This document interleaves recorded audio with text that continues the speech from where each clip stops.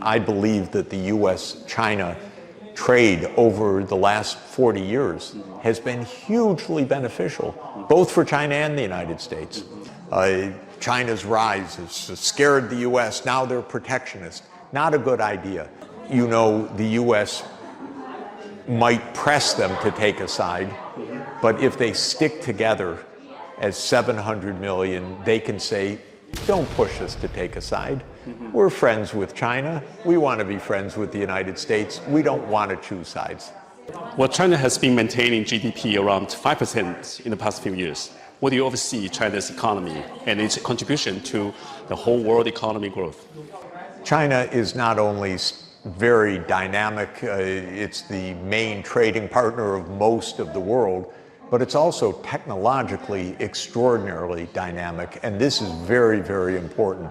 Whether it's AI and DeepSeek, of course, we all know about that in the world, but also China is now the leader by far of electric vehicles.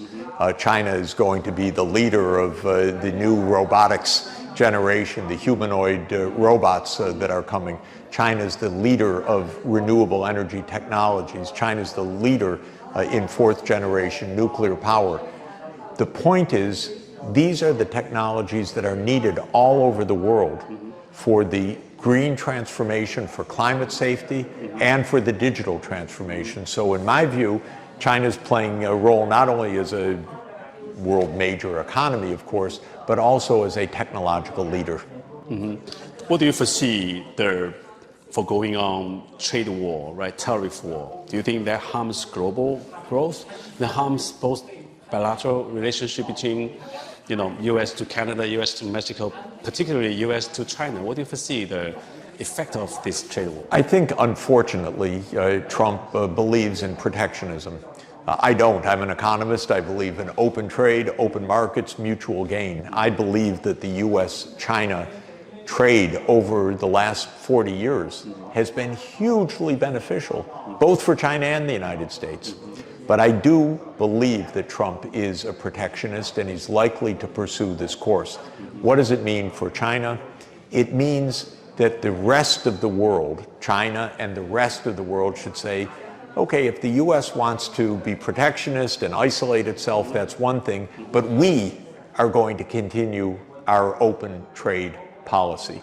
So I'm hoping that China and, of course, the other countries of the BRICS, and I'm hoping the European Union, very important, and I know that the emerging markets and developing countries of the world all want to say, if the U.S. is protectionist, it doesn't stop the rest of us from still having an open, dynamic trade and finance relationship. That's how this should be approached. Of course, I'm trying to talk the U.S. out of protectionism because I don't think it's good for the U.S. But for China, rather than anguishing or saying, well, now we have to just boost consumption or something else, China can also expand exports to other regions of the world and also expand investments in other regions of the world for Chinese technologies to be producing in ASEAN or to be producing in companies in Africa, in Europe, I hope, and so on. Well, it sounds like you are such a blessing to American economy, to the world economy. Do you think that the world is going two track? Globalism or protectionism or global cooperation or individualism? What do you foresee? I think that broadly speaking, we're still in a globally interconnected world with the benefits of globalization.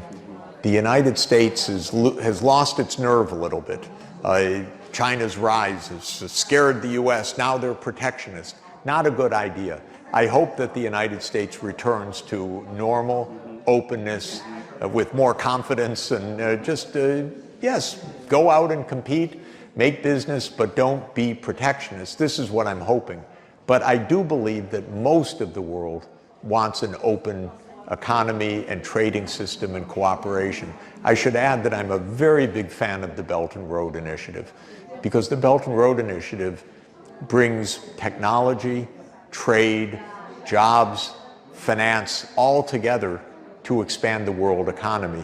And so I think what China is leading with the Belt and Road Initiative is extremely important for the world, but also excellent for China in building those strong economic relations with the rest of the world. Yeah. Talking about Belt and Road Initiative, are you optimistic about Belt and Road Initiative for the next 4 years? Or what is your, I'd say go for it and expand it. My one little piece of advice is for the poorer countries, I hope China makes the loans longer term. Because if the loans are short term, well, then these poor countries won't be able to pay. But if they're long term, what China is going to do is promote economic growth, rapid growth in Africa, rapid growth in Southeast Asia. Give enough time, and then that's going to be good returns on all of that finance. Yeah. Historically, the Chinese has been acting as peacemaker and business merchandiser, right, across the Silk Road, right? But some media networks claiming China is playing threat to certain countries in Africa, in Middle East. Do you think the Chinese companies, are they making constructive improvements such as infrastructure, constructions, right, technology transfer in those continents, Africa, Middle East, Asia? Not only do I believe it, I see it on the ground with my own eyes. I was recently in Ethiopia, and I was visiting farmers that were making far more money than they were before. Why? China helped provide electrification, and China provided rail from Addis Ababa to Djibouti. Now these farmers are growing cash crops, making a lot of money because the infrastructure is there. That's what China made possible. So I haven't seen any threats, only the benefits of trade and investment. This is my own experience with my own eyes. That is the solution to end poverty in Africa. It is, because China grew so fast between 1980 and today. Africa can achieve very, very rapid growth, but it needs investment, training, skills. But China is a kind of roadmap for that. So I tell my African friends and counterparts, look at what China achieved. You should go the same route. Professor Sachs, you are a renowned economist. You are so famous in economy policies.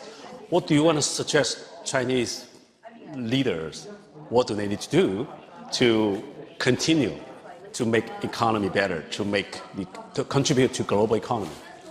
China is making wonderful initiatives, seeing itself not only as a very dynamic, successful economy, but also as helping the whole world to achieve this. The Global Development Initiative, the Global Civilizations Initiative, the Belt and Road Initiative. So I encourage China to continue to play that role, inspiring the whole world, partnering with the world, trading with the world, investing in the world, and keeping this very distinctive, high innovation economy, and helping to lead also the ecological transformation that the whole world needs, because China's building the technologies for the ecological transformation as well. Very important. Well, last two questions, since you mentioned about Chinese economy, but there are millions of Chinese entrepreneur, manufacturer, owner, right? What do you want to tell them? Suggest them what do they need to do to adapt their business, right? Because if the tariff war goes on, right, a lot of factories, they might have to shift their business here and there, or they may have to close down or bankrupt. Well, I think the main point is look not only for the U.S. market, but China is at the cutting edge of so many technologies, also is so cost efficient, so competitive.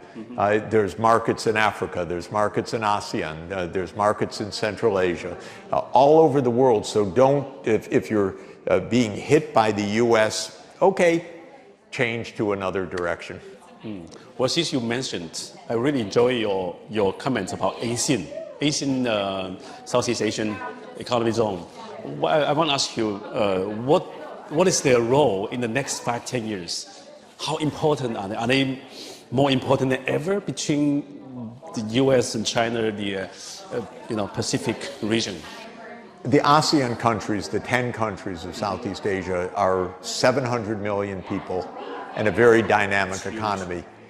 Big, close to China, integrated with China in transport, in power systems, in the digital grid, in foreign investment, in supply chains. That's a very strong relationship. One of the areas that I'm working in is trying to help bring the greater Bay Area, Hong Kong, Shenzhen, Guangzhou, the greater Bay Area, together with the ASEAN countries, because that is such a great fit for economic development. How difficult those ASEAN countries, do they have to take side? Because they have to, you just mentioned, are they going to take side? They're going to align this West-East? This is a very important point. You know, the U.S. might press them to take a side, but if they stick together as 700 million, they can say, don't push us to take a side. We're friends with China. We want to be friends with the United States. We don't want to choose sides. Last question. Would you like to give a comment on Shanghai? Since we have lots of audience in Shanghai base, but it's national base. But what do you think about China, Shanghai, the city role model? They have been shining. Shanghai has been shining in the past 40 years plus. You know, I'm from New York City. Exactly. And New York and Shanghai are really the twins because we're each at the end of a major river system.